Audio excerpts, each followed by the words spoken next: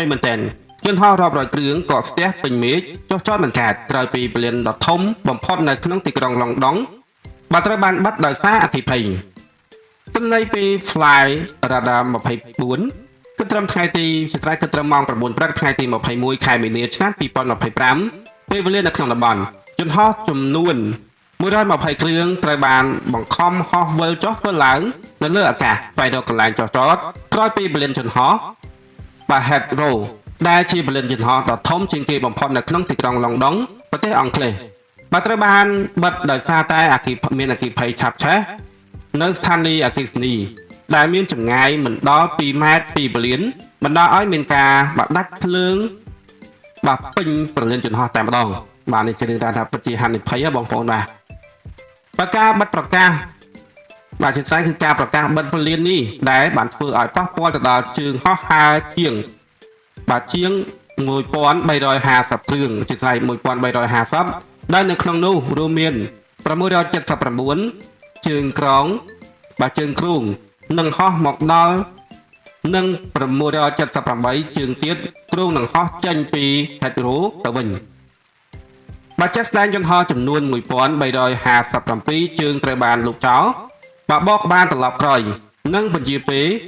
នៅថ្ងៃទី21មីនាដែលនៅក្នុងនោះយន្តហោះខ្លះដែលគោលដៅត្រូវចុះចតនៅក្នុងទីក្រុងឡុងដុងត្រូវបានបង្ខំបកទៅចុះចតនៅពលានយន្តហោះក្បែរនោះចំនួនវិញបាទមួយនៅក្នុងចំណោមនោះគឺពលានយន្តហោះ Gatwick បាទ Gatwick តែយ៉ាងណាមិញពលានយន្តហោះមួយនេះមានបាទយន្តហោះចុះចតច្រើនខ្លាំងពេកនឹងលែងអាចទទួលការចុះចតបន្ថែមទៀតបានឡើយបាទគោលរំលឹកផងថាការពីពេលថ្មីកន្លងទៅនេះខាងអ្នកជំនាញឲ្យពលានយន្តហោះ Heathrow បានប្រកាសថាពលានយន្តហោះ Heathrow បានជួបបញ្ហាដាច់ភ្លើងពាសពេញទាំងពលានយន្តហោះដោយសារតែអគ្គិភ័យបាទដ៏ខ្លាំងក្លាមួយឆាបឆេះនៅស្ថានីយ៍ផ្គត់ផ្គង់អគ្គិសនីនៅក្បែរនោះបាទខណៈដែលខាង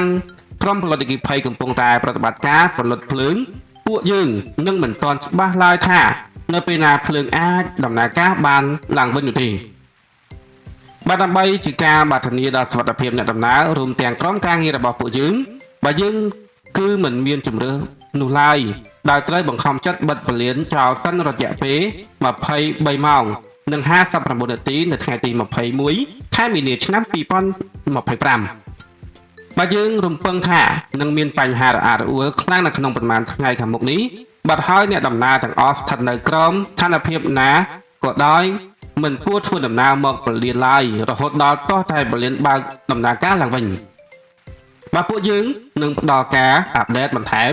នៅពេលដែលដំណឹងពាក់ព័ន្ធនឹងការបើកដំណើរការឡើងវិញច្បាស់ការ